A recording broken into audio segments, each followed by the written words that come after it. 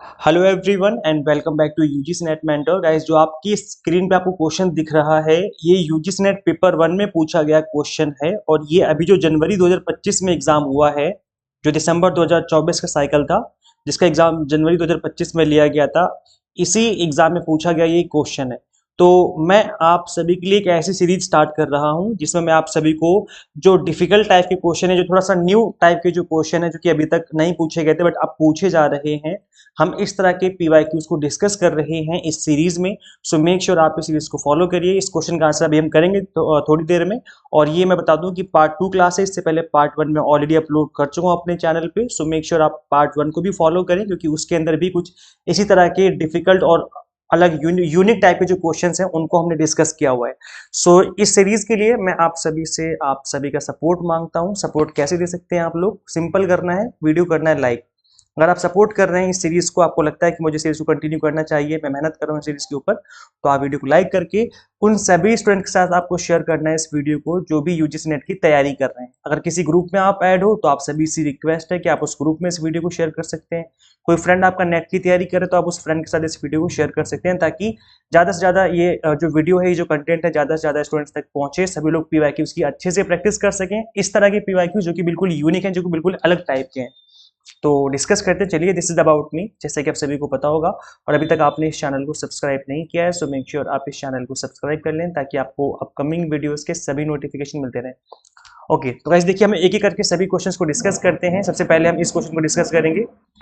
So guys देखिए, ये जो क्वेश्चन है ये केवल इंग्लिश में इसलिए है क्योंकि ये मैंने उस क्वेश्चन पेपर का स्क्रीनशॉट लिया हुआ है, जिस पेपर को पूछा गया था, जो यूजीसी नेट पेपर 1 था। तो इस वजह से इंग्लिश में है। बाकी मैं एक्सप्लेन आपको हिंदी में भी कर दूंगा, हिंदी में भी यहाँ पर मैंने एक्सप्लेन किया हुआ है। सो दिक्कत वाली बात नहीं है। जो हिंदी मीडियम वाले स्टूडेंट्स हैं घबराए नहीं, मैं आपको समझा दूंगा हिंदी में भी। तो गाइस देखिए, यहाँ पर जो क्वेश्चन है, लिस्ट 1 को लिस्ट 2 से मैच करना है। और यहाँ पर हम अभी जो मैंने आपको स्टार्टिंग में, वीडियो की स्टार्टिंग में जो क्वेश्चन दिखाया था, उसको भी हम सॉल्व करेंगे। एक एक करके सभी क्वेश्चन को सॉल्व करेंगे, उसको भी हम इसी वीडियो में सॉल्व करने वाले हैं। थोड़ा पेशेंस रखिए आप लोग। वैसे यहाँ पर क्वेश्चन में आपको देख सकते हो, राउंड रोबिन ब्रेनस्टॉर्मिंग है, नंबर्ड हेड्स टुगेदर है, फिश बाउल है एंड पीयर टीचिंग है। अब इसको मैच करना है यहाँ पर गिवन लिस्ट से। अब आपको बताना है कि कौन सा किसके लिए यहाँ पर होगा। सो एक एक करके समझते हैं। देखिए, ब्रेनस्टॉर्मिंग में क्या होता है? ब्रेनस्टॉर्मिंग में हम बेसिकली डिस्कस करते हैं आइडियाज के ऊपर। किसी कोई टॉपिक होता है जिसको हम डिस्कस कर रहे होते हैं। सो यहाँ पर आप देख सकते हो, दैट इज इन चारों में जहां पर भी डिस्कशन लिखा होगा कि एक टॉपिक को डिस्कस किया जा रहा है, वही ब्रेनस्टॉर्मिंग का हो जाएगा। सो यहाँ पे आप देख सकते हो कि discussing a topic in turn with a small group, तो यही डिस्कस करने की बात कह रहा है। और यहाँ पर ऑप्शन नंबर ए का थर्ड हो जाएगा। अब यहाँ पे अगर आपको इसके बारे में आइडिया नहीं है कि ब्रेनस्टॉर्मिंग क्या होता है, तो कोई बात नहीं, हम किसी दूसरे तरीके से भी आप इस क्वेश्चन को सॉल्व कर सकते हैं। जैसे पीयर टीचिंग। अब यहाँ पर टीचिंग की बात की जा रही है, इसका मतलब है कि टीचिंग का मतलब है कि कुछ ना कुछ सिखाया जा रहा होगा, है ना। तो यहाँ पे आप देखिए, इन चारों ऑप्शन में कहाँ पर टीचिंग की बात की जा रही है। यहाँ पर ऑब्जर्विंग एंड लिसनिंग की बात की जा रही है, यहाँ पर स्टूडेंट्स टीचिंग की बात की जा रही है, डिस्कशन, यहाँ पर डिस्कशन की बात की जा रही है टॉपिक को लेकर के, यहाँ पर assigning roles and rotating group की बात की जा रही है। तो आप आपने देखा कि स्टूडेंट्स टीचिंग की बात सिर्फ और सिर्फ यहाँ पे की जा रही है। और यहाँ पर पीयर टीचिंग का जो है डी का ऑप्शन नंबर सेकंड हो जाएगा। अगर आप एक भी इसमें से सही कर पाती हो तो आप इस इन ऑप्शन में सही आंसर लगा देंगे। जैसे डी का सेकंड ऑप्शन होगा, तो आप देखिए डी का सेकंड ऑप्शन सिर्फ और सिर्फ इसी ऑप्शन में, ना तो यहाँ पर है, ना यहाँ पर है और ना यहाँ पर है। इसका मतलब option number second will be the right option of this question. तो इस तरीके से आप क्वेश्चन को सॉल्व कर सकते हैं। अगर आपको इन सभी के बारे में आइडिया नहीं, बट एक के बारे में भी आपको सही आइडिया है, तो आप क्वेश्चन को इजीली सॉल्व कर पाएंगे। इसके अलावा गाइस देखिए, यहाँ पर जो फिश बाउल है, फिश बाउल में क्या होता है, मैं आपको एक बार एक्सप्लेन भी कर देता हूँ फिश बाउल को। देखिए गाइस, यहाँ पर लिखा होगा फिश बाउल कन्वर्जेशन, यहाँ पे लिखा हुआ है। इसमें क्या होता है? इसमें स्ट्रक्चर डिस्कशन होता है, टेक्निक वेरी स्मॉल ग्रुप, जिसको हम फिश बाउल कहते हैं, discuss a topic while a larger group that is audience observe with the possibility for audience members to join the discussion by replacing member of the fish bowl। तो यहाँ पर क्या हो रहा है कि एक फिश बाउल है, यहाँ पे एक तरीके यहाँ पर एक बाउल सा बना हुआ है जिसके अंदर फिश तैर रही है। इस तरीके से होता है। इसका मतलब यहाँ पर कुछ लोग हैं जो एक टॉपिक को डिस्कस कर रहे हैं, प्लस यहाँ पर काफी बड़ा एरिया है जो जहाँ पर काफी सारे लोग बैठे हैं जो कि इनको ऑब्जर्व कर रहे हैं कि ये लोग क्या डिस्कस कर रहे हैं।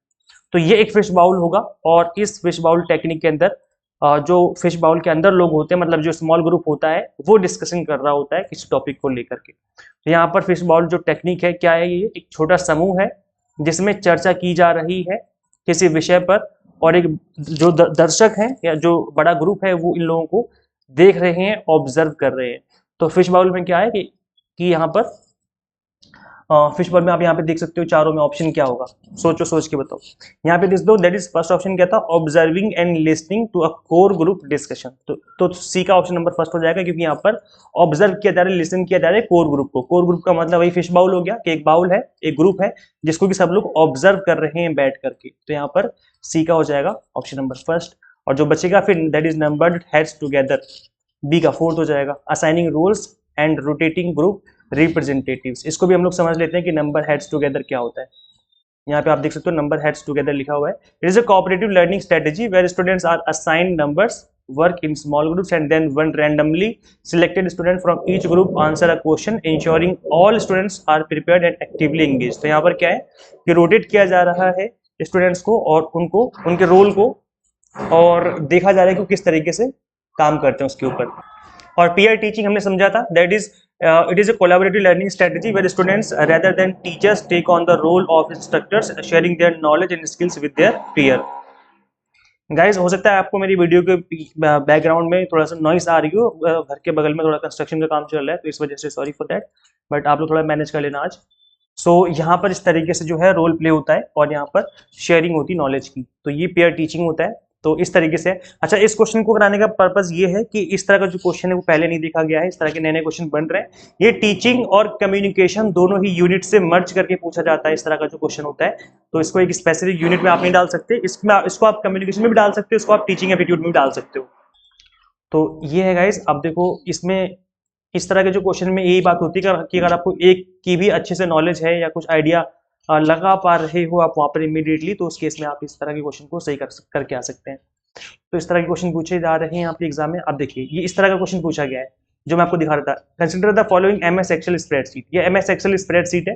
अब इसमें आप देखिए ABCD करके यहाँ पर एक गिवन है बॉक्स, यहाँ पर 1 2 3 4 करके गिवन है। यहाँ पर रो एंड कॉलम के अंदर जो वैल्यूज गिवन है उनका आपको यहाँ पर फॉर्मूला गिवन है। इफ द फॉर्मूला $B $2, अब यहाँ पर $B और $2 मतलब इसकी बात की जा रही है, दैट इज $B $2 का मतलब क्या हो गया, 12 की बात की जा रही है। यहाँ पर लगा हुआ है स्टार, ये स्टार है। $C $2 और $2 मतलब C और 2 को मिलाएंगे तो यहाँ पर 5 बनेगा, है ना।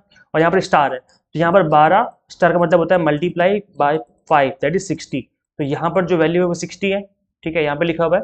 And is entered into cell E2, यहाँ पर E है और इसको हमने 2 मतलब ये रहा। यहाँ पर हमने फॉर्मूला पुट किया, ये वाला जो गिवन है फॉर्मूला आपको, यहाँ पे हमने इसको पुट कर दिया। Now and the formula is then copied to cells E3 and E4। अब सुनना ध्यान से, अब पूरा गेम है इस क्वेश्चन का, ये समझ में आ गया तो आपको क्वेश्चन इजीली समझ में आ जाएगा। यहाँ पे बोला जा रहा है कि जो हमने फॉर्मूला यहाँ पे लिखा है, जो कि हमने लिखा था इस वाले सेल में, इस वाले फॉर्मूले को हमने किया कॉपी और उसको हमने पेस्ट कर दिया E3 एंड E4 में। अब ये हो गया E3 मतलब यहाँ पर पेस्ट किया गया है और E यहाँ पर है और 4 यहाँ पर है, इसका मतलब यहाँ पर पेस्ट किया गया है। इस फॉर्मूले को हमने इन दो जगह पर पेस्ट कर दिया। Now then the values in cell E2 and E3 E4 will be. अब आपको E2 E3 E4 सबकी वैल्यू बताने की यहाँ पर तीनों में कौन सी वैल्यू आएंगी, क्या वैल्यू आएंगी, 60 60 60 होगा या ये जो वैल्यूज मेंशन है ये वाली वैल्यूज होंगी। तो गाइस देखो, जब भी हम बात करें MS एक्सेल की और एक्सेल के अंदर अगर हम यूज कर रहे हैं फॉर्मूला डॉलर, मतलब फॉर्मूले पर अगर हमने डॉलर लिख दिया तो डॉलर के केस में एक एब्सोल्यूट वैल्यू को लेता है, ये पिक करता है और वही रहता है इररिस्पेक्टिव ऑफ द सेल। जैसे मैंने डॉलर लगा दिया तो अगर यहाँ पर 60 है ना, यहाँ पर अगर 60 है और मैंने फॉर्मूले में डॉलर लगाया हुआ है तो हर एक सेल में 60 ही दिखाएगा। यहाँ पर भी 60 होगा, यहाँ पर भी 60 होगा, चाहे मैं कितना भी फॉर्मूला कॉपी पेस्ट कर लूँ 60 60 ही रहने वाला है। जबकि अगर मैं डॉलर नहीं लगाऊंगा, यहाँ पर जो फॉर्मूला आपको गिवन था इस क्वेश्चन में, अगर यहाँ पर सपोज कर मैंने डॉलर नहीं लगाया होता, डॉलर नहीं होता यहाँ पर, जबकि ऐसे होता, ये होता B2 स्टार C2, इस तरीके से होता तो वैल्यू आती 60। और अगर मैं इस फॉर्मूले को कॉपी पेस्ट करता, ये जो फॉर्मूला यहाँ पर मैंने लिखा है ये वाला, इस फॉर्मूले को यहाँ पर मैं अगर कॉपी पेस्ट कर देता तो वैल्यू अब 60 नहीं होगी इन दोनों में। क्यों? क्योंकि अब मैंने फॉर्मूले में डॉलर नहीं लिखा है। डॉलर का मतलब है कि वैल्यू फिक्स हो गई, वैल्यू फिक्स हो गई और वही रहेगा, चाहे मैं कितना भी कॉपी पेस्ट कर दूं, किसी भी सेल में जाके कॉपी पेस्ट कर दूं, वैल्यू वही रहने वाली है जो पहले में गिवन थी, दैट इज 60। तो वही वैल्यू रहेगी, यहाँ पर भी 60, यहाँ पर भी रहेगी 60। लेकिन अगर मैं डॉलर यूज नहीं करूंगा तो फिर वो रिलेटिव वैल्यू हो जाती है। रिलेटिव के केस में एक्सेल अपने आप फॉर्मूले को एडजस्ट कर लेता है, और जब मैं कॉपी पेस्ट करूंगा तो वो ऑटोमेटिकली यहाँ पर जो वैल्यू है वो B3 ले लेगा, और यहाँ पर भी C3 ले लेगा, आपस में मल्टीप्लाई करके यहाँ पे आ जाएगी। देन यहाँ पर नेक्स्ट वाले में ले लेगा B4 और C4 ले लेगा, ऑटोमेटिकली वैल्यू हो जाएगी। तो यहाँ पर इस तरीके से आपको थोड़ा सा समझना पड़ेगा एमएस एक्सेल को। इतना टफ नहीं है एमएस एक्सेल, ये काफी ईजी है, लेकिन ये थोड़ा समझना पड़ेगा। अगर नहीं समझोगे फिर दिक्कत होगी समझने में, क्वेश्चन करना आपको टफ लगेगा। तो इस क्वेश्चन का राइट आंसर क्या हो जाएगा? 60 60 60, क्योंकि फॉर्मूले में हमने डॉलर यूज किया हुआ है, इसलिए एब्सोल्यूट वैल्यू ही रहेगी तीनों जगह पर, और जो पहले में वैल्यू थी 60 वो बाकी दोनों में भी 60 60 ही शो करेगा। तो वही चीज मैंने यहाँ पर एक्सप्लेन करने की कोशिश करी। आप इस वीडियो को यहाँ पर पॉज करके पढ़ सकते हो कंप्लीट चीजें यहाँ पर। दैट इज जो डॉलर होता है indicates an absolute cell reference ensuring that cell address remains constant when the formula is copied or filled to other cell। क्या बोला जा रहा है कि जो डॉलर है एक निरपेक्ष सेल संदर्भ को इंगित करता है। ये सुनिश्चित करता है कि जब फॉर्मूला को कॉपी किया जाता है या अन्य सेल में भरा जाता है तो जो सेल का पता है वो स्थिर रहता है, मतलब जो सेल की वैल्यू है वो स्थिर रहती है, वो चेंज नहीं होती है। तो ये है। अब यहाँ पर रिलेटिव और एब्सोल्यूट रेफरेंस को समझाया हुआ है, जैसे कि मैंने आपको बताया था कि अगर हमने A1 B2 इस तरीके से वैल्यू उठाई हुई है तो फिर फॉर्मूले के अकॉर्डिंग जो सेल के अकॉर्डिंग वैल्यू चेंज होती जाएंगी, एक्सेल एडजस्ट कर लेता है वैल्यूज को। लेकिन अगर हमने फॉर्मूले में इस तरीके से लिखा हुआ है डॉलर करके, $A $1 करके, तो फिर चीजें फिक्स हो जाएंगी और ये एब्सोल्यूट रहेगा इररिस्पेक्टिव ऑफ द कि हमने वहां पर किस सेल लोकेशन में फॉर्मूला पेस्ट किया है, वो वैल्यू वही रहेंगी जो पहले वाले सेल में थी। तो ये थोड़ा सा आपको ध्यान देने वाली बात है कि यहाँ पर जो डॉलर है वो हमारे वैल्यूज को फिक्स कर देता है, और जो आपकी वैल्यूज है वो एब्सोल्यूट टर्म्स में रहती हैं। तो ये थोड़ा सा आपको समझना पड़ेगा। अच्छा, जिनको समझ में नहीं आया, काफी इन डेप्थ चीजें समझनी अगर आपको एमएस एक्सेल और अच्छे से समझना है तो मैंने एमएस एक्सेल के ऊपर फॉर्मूला और फैक्ट के ऊपर ऑलरेडी वीडियो बना रखी है यूट्यूब पर। छोटी सी वीडियो है 20 मिनट की। अगर आप इस वीडियो को देखेंगे तो ये टॉपिक आपका अच्छे से कवर हो जाएगा। अब ये वीडियो कहाँ मिलेगी, कैसे देख पाएंगे? आपको सिंपल यूट्यूब पे लिखना है। यूट्यूब पे सुन लो ध्यान से, यूट्यूब पे क्या लिखना है। यूट्यूब पे लिखना है यूजीसी नेट मेंटोर, जो हमारे चैनल का नेम है। पहले इसको लिखना यूट्यूब पर, उसके बाद लिखना एमएस एक्सेल। ऐसे लिख करके सर्च करना, और जैसे सर्च करोगे ये वाली वीडियो ऑटोमेटिकली आ जाएगी। आप इस वीडियो को जरूर देखें। अगर आपका एमएस एक्सेल थोड़ा सा वीक है तो ये वाला वीडियो देखने के बाद आपका जो ये फॉर्मूला है, जो चीजें आपको अच्छे से समझ में आ जाएंगी। नेक्स्ट क्वेश्चन है, which of the following subjects are taught in ancient Indian universities. जो इंडिया की पुरानी यूनिवर्सिटीज है उसमें किस तरह के सब्जेक्ट पढ़ाए जाते थे। अब देखो गाइस, ये एक ऐसा टॉपिक है कैसे जो कि बार बार एग्जाम में बनता रहता है, तो इसलिए आपको एंशिएंट यूनिवर्सिटीज जो है इंडिया की उनको अच्छे से कवर कर लेना चाहिए। तो यहाँ पे आप देख सकते हो जर्नलिज्म है, इन्वायरमेंटल साइंस है, लॉजिक, मेडिसिन, फिलोसफी, काफी सारे सब्जेक्ट जो कि पढ़ाए जाते थे। अब यहाँ पे आपको बताना है कि इसका राइट आंसर क्या होगा। अब आप खुद सोच के देखो कि क्या एंशिएंट इंडिया में जर्नलिज्म होगा, क्या मास मीडिया होगा। जब पहले टीवी नहीं था, रेडियो नहीं था, न्यूज़पेपर नहीं हुआ करते थे, तो जर्नलिज्म वहां पे क्या कर रहा है? इसका मतलब जर्नलिज्म नहीं सिखाया जाता होगा। जब वो एग्जिस्ट ही नहीं करता था तो इसका मतलब इस सब्जेक्ट को नहीं सिखाया जाता होगा। तो इसका मतलब ऑप्शन नंबर ए तो नहीं हो सकता। अब यहाँ पर ऑप्शन ए फर्स्ट में ए है, इसका मतलब ये नहीं हो सकता। ऑप्शन नंबर फोर्थ में ए है, इसका मतलब कि ये भी ऑप्शन नहीं हो सकता। अब बच्चा इन दोनों में से कोई एक। मैं आपको समझा रहा हूँ, सिखा रहा हूँ कि किस तरीके से आप क्वेश्चन का आंसर नहीं पता आपको एग्जैक्ट, फिर भी आप आंसर के बहुत नजदीक पहुंच सकते हो। इनफैक्ट आप राइट आंसर लगा के आ सकते हो एग्जाम में। तो ये भी आप थोड़ा सा टेक्निक समझ के रखो, क्योंकि हर एक क्वेश्चन जो आपने पढ़ा है हर एक क्वेश्चन वहां से नहीं आएगा। कुछ क्वेश्चन बाहर से भी हो सकते हैं, कुछ क्वेश्चन न्यू भी आपको देखने को मिलेंगे एग्जाम में, जो कि हमेशा हर बार होता है। तो उससे घबराने की जरूरत नहीं। थोड़ा सा कॉमन सेंस लगाओगे ना, अपने दिमाग पे जोर डालोगे, थोड़ा सा कॉमन सेंस लगाओगे तो चीजें आपको समझ में आ जाएंगी। जैसे कि मैंने बताया कि जर्नलिज्म एंशिएंट इंडिया में क्या कर रहा है, तब तो ये एग्जिस्ट भी नहीं करता था। तो इसका मतलब है कि एंशिएंट यूनिवर्सिटीज में ये नहीं पढ़ाया जाता होगा, तो जर्नलिज्म की पढ़ाई नहीं होती थी। इसका मतलब हमने दो ऑप्शन एलिमिनेट कर दिए। अब ऑप्शन नंबर सेकंड या ऑप्शन नंबर थर्ड बचा। इन्वायरमेंटल साइंस भी अगर आप ध्यान से ऑब्जर्व करेंगे तो इन्वायरमेंटल साइंस अब ज्यादा मतलब कुछ टाइम पीरियड से ज्यादा अच्छे से पढ़ाया जाता है, क्योंकि उस टाइम पर साइंस तो पढ़ाया जाता था लेकिन इन्वायरमेंटल साइंस नहीं पढ़ाया जाता था। इन्वायरमेंटल साइंस पे तब जोर दिया गया है ह्यूमन लोगों ने, मतलब हम इंसानों ने तब जोर दिया इन्वायरमेंटल साइंस पे, जब हमने देखा कि हमने इन्वायरमेंट का बहुत नुकसान कर दिया है और इन्वायरमेंट के ऊपर स्टडी करने की जरूरत है, इसको प्रोटेक्ट करने की जरूरत है, प्लस इसके बारे में और इन डेप्थ जानने की, समझने की जरूरत है। तब हमने इन्वायरमेंट साइंस पे जोर दिया है, समझने पे और सीखने पे जोर दिया है। तो इसका मतलब है कि एंशिएंट इंडिया में इन्वायरमेंटल साइंस पढ़ाने के भी चांसेस कम है और जर्नलिज्म पढ़ाने के चांसेस भी कम है। तो ऑप्शन बचा फिर लॉजिक जो कि पढ़ाया जाता था। हम पढ़ते हैं, इंडियन लॉजिक पढ़ते हैं हम लोग, आपने देखा ही होगा। मेडिसिन की पढ़ाई भी तो बहुत जन्मों से चली आ रही है, और फिलोसफी भी पढ़ाया जा रहा है। तो CDE जो है इसका राइट आंसर हो जाएगा। Option number 3 will be the correct answer of this question.